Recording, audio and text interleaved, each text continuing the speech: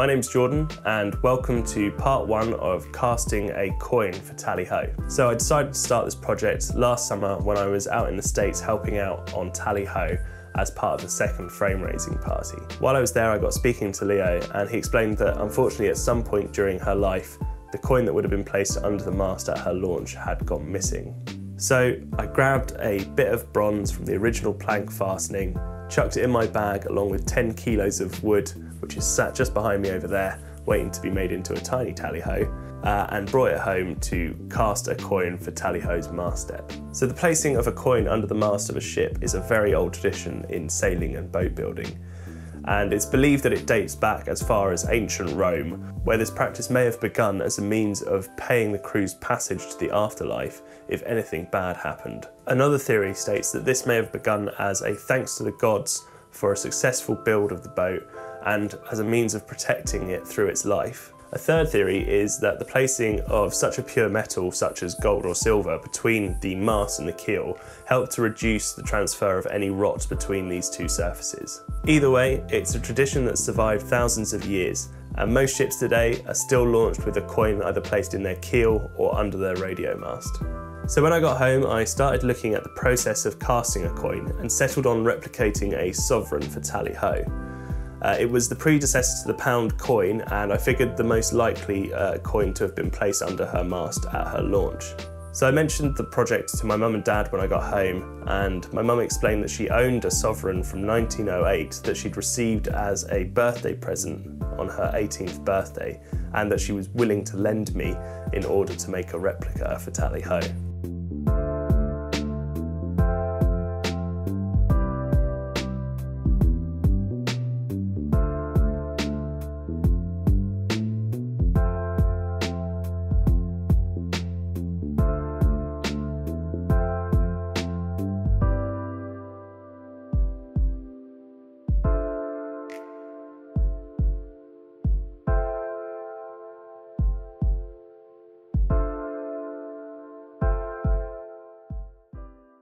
So at first I decided to try making the mould out of construction silicone, as I'd read online that this was a nice and easy way to create a negative of your object. But I soon found that it didn't quite pick up enough detail on the coin that I was looking for. It's primarily used for replicating objects in resin, and it's still quite a good technique if you're not working in such fine detail. So I then bought a 2-part liquid silicone in order to pick up the finer details on the coin. At first I tried making 2 separate moulds of each side of the coin with the hope of then sticking these together later on, but I soon realised it was going to be quite difficult to get these back together accurately and at the right thickness.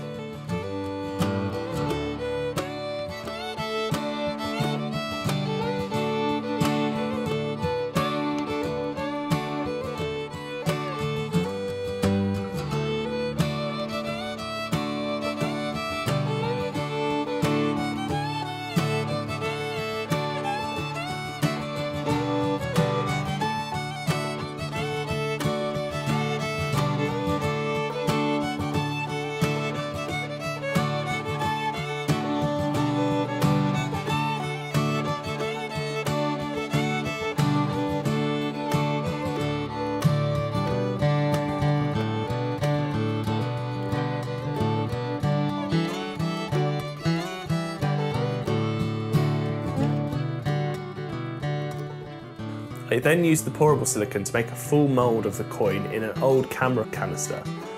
I bent a bit of wire to hold the coin perfectly in the middle of the canister so that once it was set I could cut the mould in half and remove the coin, cut some channels in and be able to pour the wax directly into the mould and get a full coin from one mould.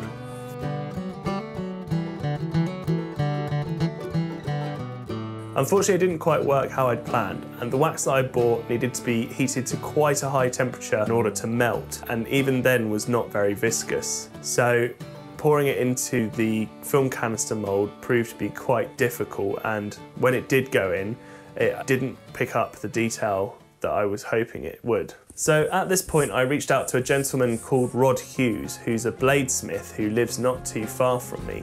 He's very experienced in casting bronze, so I asked for his opinion on how best to approach the matter of making a silicone pattern of this coin. He was extremely helpful and gave me some really useful hints and tips, and even invited me down to his forge to have a look at what I had so far and point out where I was going wrong. So I visited his forge and he had some really helpful suggestions on how best to approach the silicone pattern. He also very kindly gave me some of the wax that he uses in his patterns. It had a much lower melting temperature, and he explained that I'd get much better results from it, as it became very viscous when heated up.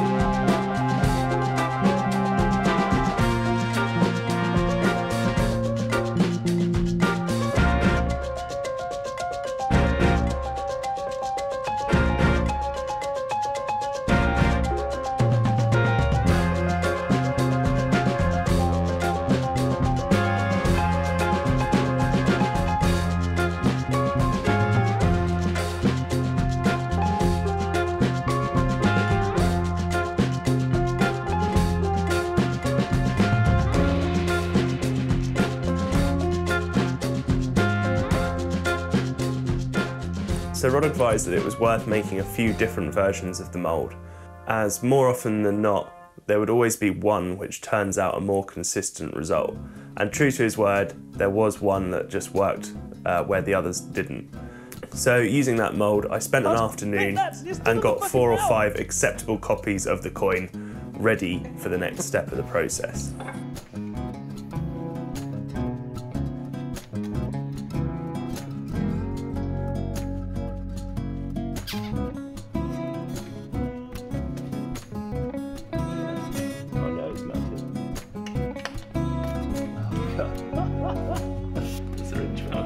I thought it might. You did, yeah.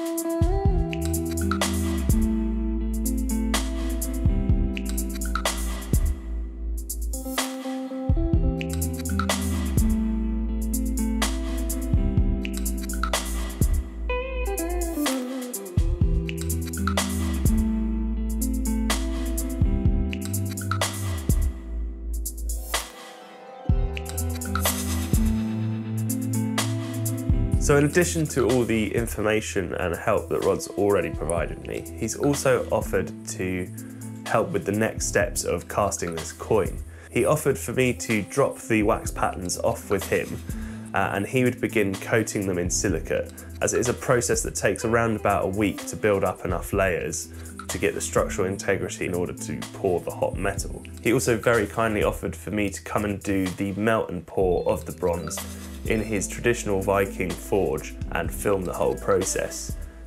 So I just wanted to thank Rod again for all his help. I think I was a bit naive going into this project and thought it would be a lot easier than it has been. He's been an absolute priceless source of information, and he's been so open with his knowledge and his time. And so I just wanted to thank you again, Rod, for helping me out with this project. So if you want to go and check out what Rod does, there's a link to his website down below, or you can click on the little banner up there, and that'll take you along to have a look at his webpage and see the different works that he's created in the past. So thank you so much for watching part 1 of casting a coin for Tally Ho. If you enjoyed the video, please do hit the like button. And if you want to see the next part of this process, please consider subscribing and hitting the bell button so that you get notified when the next video comes out. Please also feel free to share this with anyone who you think might enjoy this content. Thank you so much for watching, and I'll see you next time. Cheers.